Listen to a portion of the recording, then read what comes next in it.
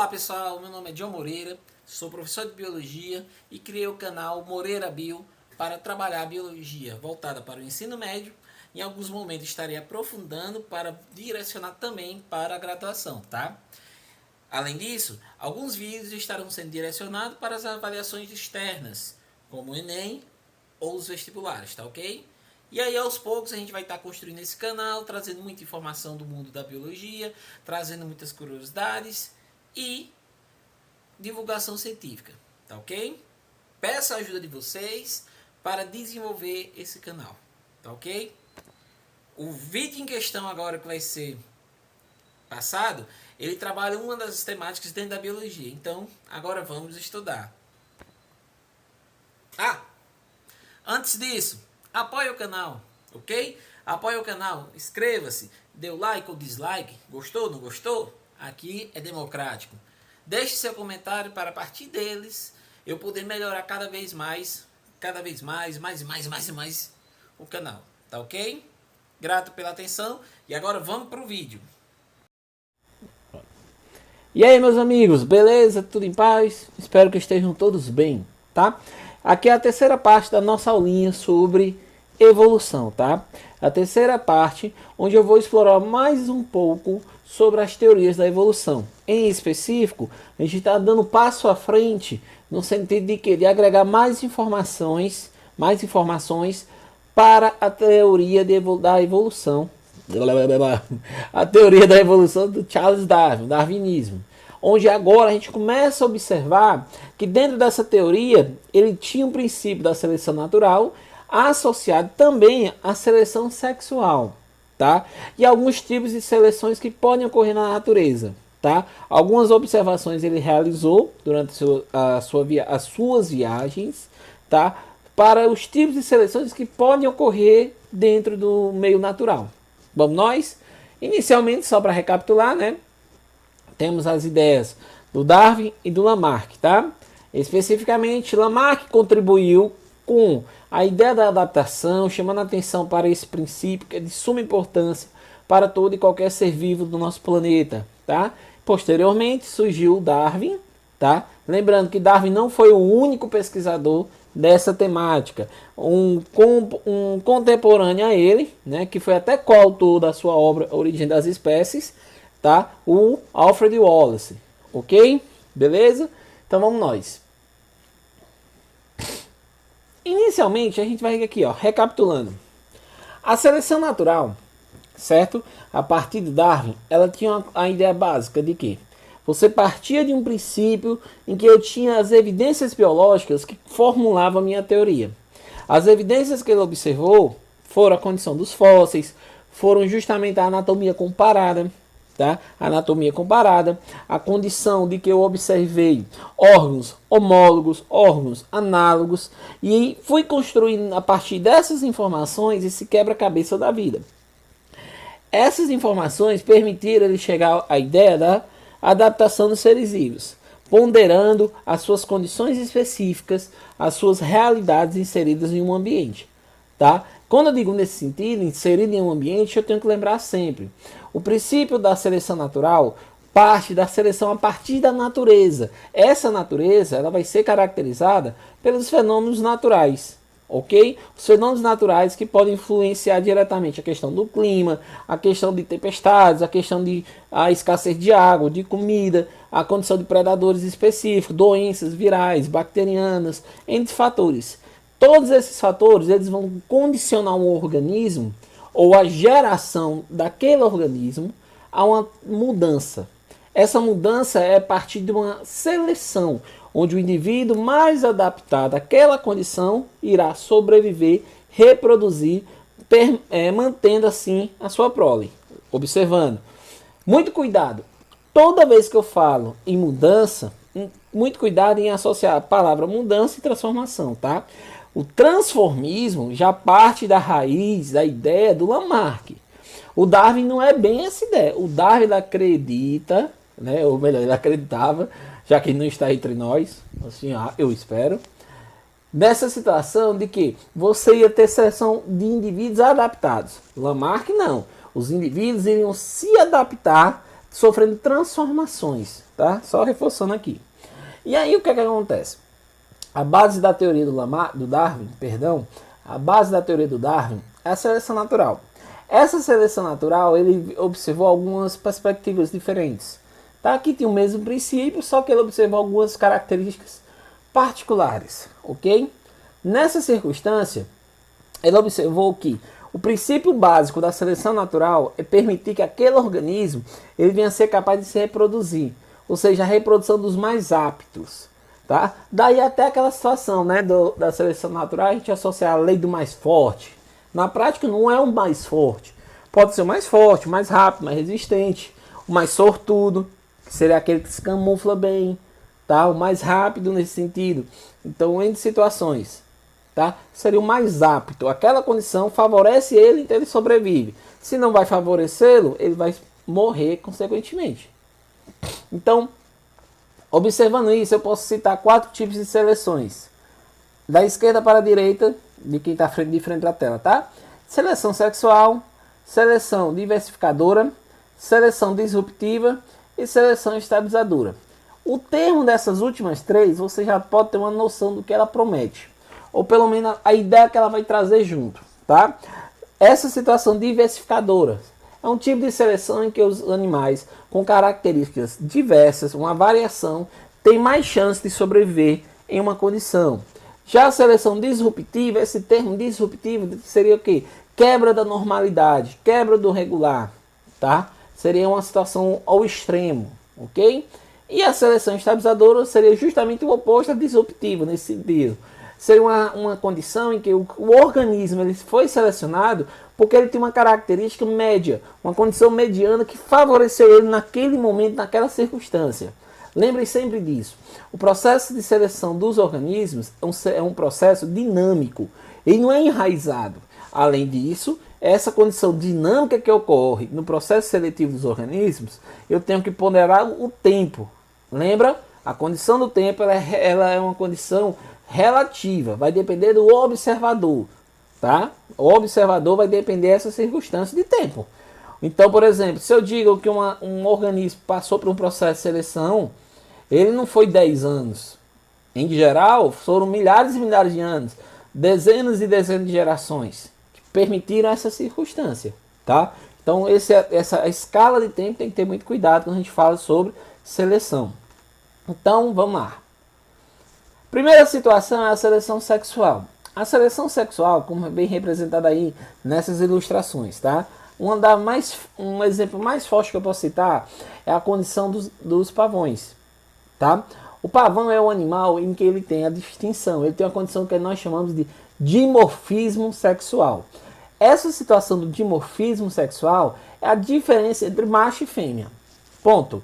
A diferença é uma característica que o macho tem e a fêmea não tem, ou vice-versa, tá? O pavão macho ele vai apresentar essa plumagem bonita, exuberante, que ela seria um símbolo de quê? De um chamariz para as fêmeas, tá? Você vai ter uma noção disso também quando você observa, por exemplo, os leões. Os leões, naturalmente, você identifica que o leão e a leoa tem uma diferença bem expressiva. A juba que ele vai apresentar é uma característica masculina, é uma condição do dimorfismo sexual. De uma forma bem grosseira, eu posso citar a espécie humana. No sentido da barba, a presença da barba é uma característica masculina. É o normal você encontrar barba, nos homens. Quando eu digo normal, no sentido assim, a visualização, você vê a diferença em termos biológicos, tá? Claro que tem aquele cabinha, tem aquele garoto, que a barba é bem ralinha, às vezes é só um fiozinho aqui, um acolá. Não é que ele não seja caracterizado como um sexo masculino, não. Isso é uma questão genética, é uma questão hormonal, é uma variabilidade apenas, tá? Aqui eu só estou exemplificando a parte da barba como se fosse para você identificar claramente o que é esse dimorfismo, tá? Um exemplo, ok? Então, ó, existem animais que eles têm danças, eles conseguem realizar danças de acasalamento, eles conseguem realizar uma disputa, confronto, tá? Em situações para conquistar a fêmea. O ato de conquistar a fêmea é algo predominante. Predominante não. É algo essencial para o desenvolvimento da vida desse grupo de organismo. Por quê? Porque quando a fêmea seleciona o macho em questão, ela está na intenção de selecionar um macho em que possa garantir a ela o quê? Segurança, que possa garantir a ela uma condição mais agradável na natureza. Tá? Então essa condição mais agradável permite a ela ter alimento, segurança e reproduzir. Então a escolha acaba tendo um caráter seletivo mesmo. Ela acaba selecionando os organismos que potencialmente seriam aqueles que vão ter uma melhor carga genética. Tá? Indiretamente pela escolha dela, ela acaba selecionando aqueles que têm a princípio, uma melhor característica. Tá? Então, seleção sexual é um caso especial. Seleção sexual é um caso especial de seleção natural, que atua na habilidade de um organismo obter, olha aí, ou copular com um parceiro, tá? Então são características que esses organismos desenvolvem para chamar a atenção, para poder dar um charme, ou até mesmo combater outro macho para conseguir a fêmea, tá? Então tem várias situações, é até bastante interessante você pesquisar um pouquinho sobre essa temática, tá? Bem curioso mesmo, chega a ser engraçado. Tem animal, por exemplo, tem uma espécie de primata que é um macaco rugido, se não falha a memória, búguio. Esse animal ele é bem bacana porque ele ganha a fêmea no grito. Quanto mais alto é o rugido dele, né, o grito dele, mais atrativo ele vai ser para a fêmea. Já tem outros que é o cheirinho, o odor peculiar, acaba atraindo a fêmea. Então assim, é a beleza do mundo animal, tá? Em seguida, quando a gente começa a observar as outras três, tá, formas de seleção, a gente vai partir de uma ideia aqui. Uma população de pássaros na qual as fêmeas escolhem os parceiros aleatoriamente. Machos com caudas ligeiramente longas voam um pouco mais habilmente, evitam a predação e por isso sobrevivem mais do que machos com caudas mais curtas. Ele está chamando a atenção para uma característica. Aí tem essa ilustração, né? Em que você vai ter aí, ó. Se a gente for fazer aqui um parâmetro, a gente tem um mais leve, médio e grande, né? Leve, médio e grande. O que é que acontece? Pequeno, médio e grande, melhor dizendo, né? Seria a cauda. Essa gravura ele vai apresentar essas aves. E aí, dependendo da circunstância, você pode ter uma vantagem. Um animal que tem a condição da cauda curta, certo? Ele pode não ter a capacidade de ser tão rápido em voos longos, mas ele tem a capacidade de driblar facilmente o predador, por ter a cauda curta. Ou no caso, o pássaro que tem a cauda longa, ele consegue na prática ser mais rápido nas manobras. Então são situações em que as características biológicas desse organismo favorecem ele em uma situação específica. Dentro daquela realidade ele pode ter uma vantagem ou não, tá? Então, quando a gente observa isso, a seleção sexual pode até produzir características prejudiciais à sobrevivência de um organismo, tá? Pode até produzir, como assim? Aquela característica que foi selecionada para a fêmea, para ela foi uma vantagem para ela poder reproduzir. Mas quando você observa o contexto geral do grupo em que ela está inserida, aqueles animais, pode ser que não seja tão vantajosa naquele recorte de tempo. Por exemplo, período de tempestade. Então, lembra que eu disse que a seleção ela é dinâmica? Está aqui uma evidência. Tá? Para a condição da reprodução, aquela característica do macho foi perfeita. Reproduziu, beleza. Só que quando chegou uma tempestade, aquela característica que garantiu a reprodução do macho foi negativa. Porque aquela característica prejudicou na fuga da tempestade ou na sobrevivência. Tá? Por isso que eu disse, dinâmica. Penas da cauda ou barbatanas coloridas e extravagantes que provavelmente atrairão tanto predadores, tanto quanto membros do sexo opostos. Por exemplo, vamos parar e pensar em uma ave. Ela tem uma coloração chamativa, brilhante, bela, exuberante. Para a fêmea a coisa mais linda.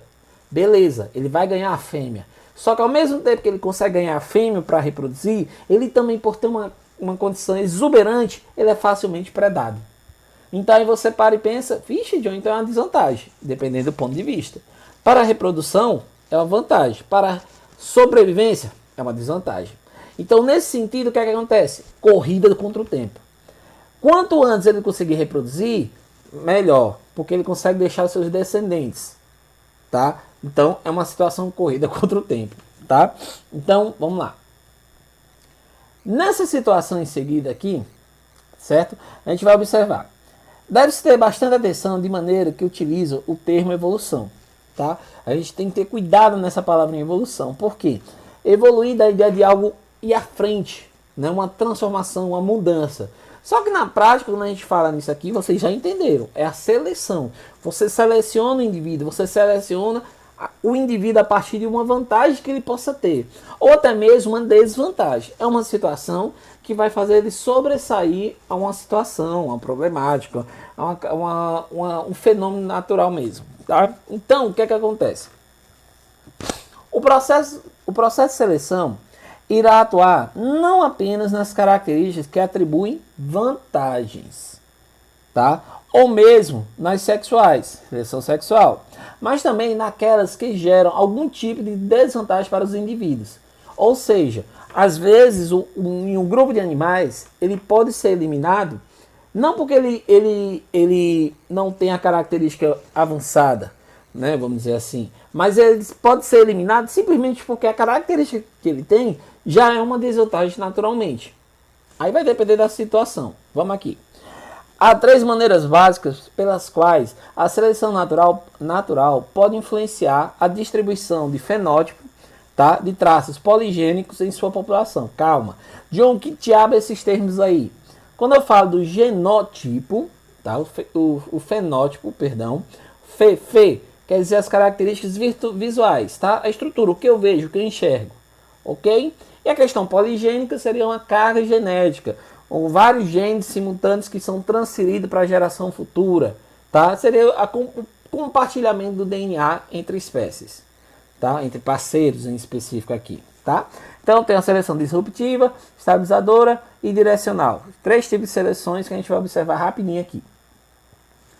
Primeira seleção, tá? A academia, a Khan Academy, até travou a língua agora, ela tem um material bem bacana de biologia que vocês podem abordar também, tá? Depois de passar por aqui, pelo amor de Deus, me ajuda. Vamos lá.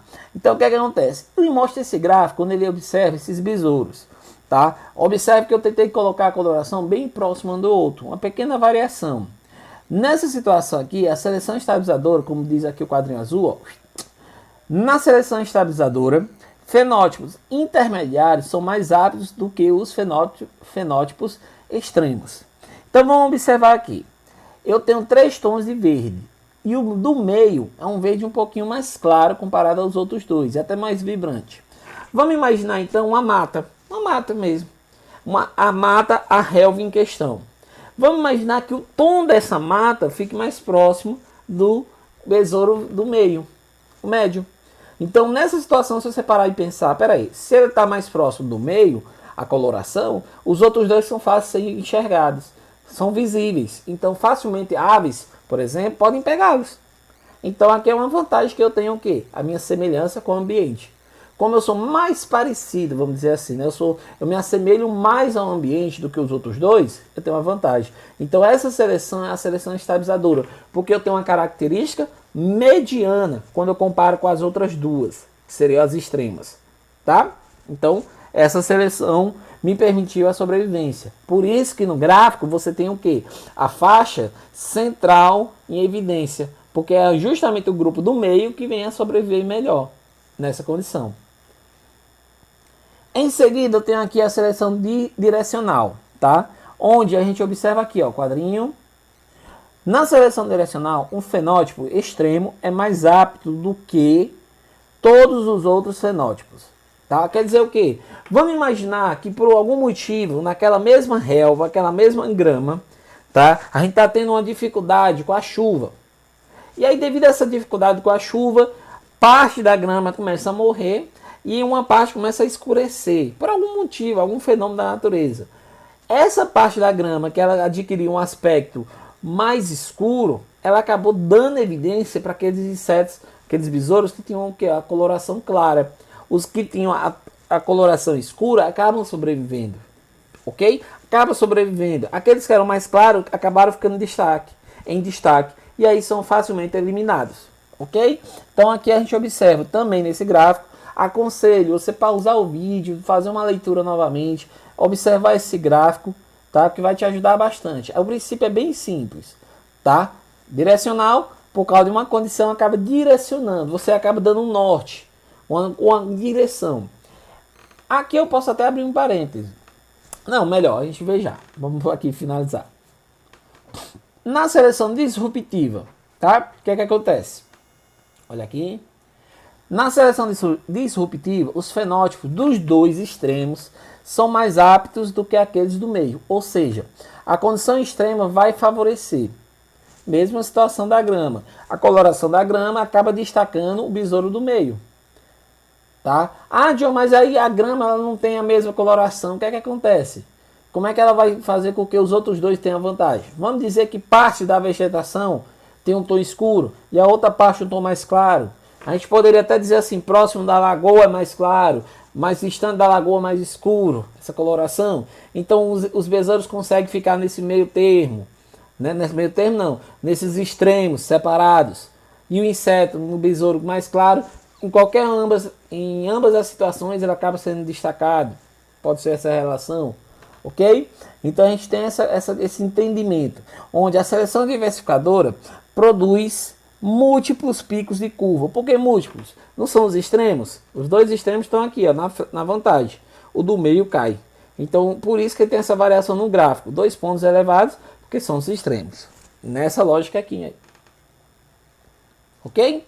Então, pessoal, aqui a gente fez esse levantamento dos tipos de seleções. Espero que tenha dado para entender um pouquinho, né? Veja o vídeo novamente, reveja e obrigado pela atenção, tá? Tchau, tchau. Obrigado.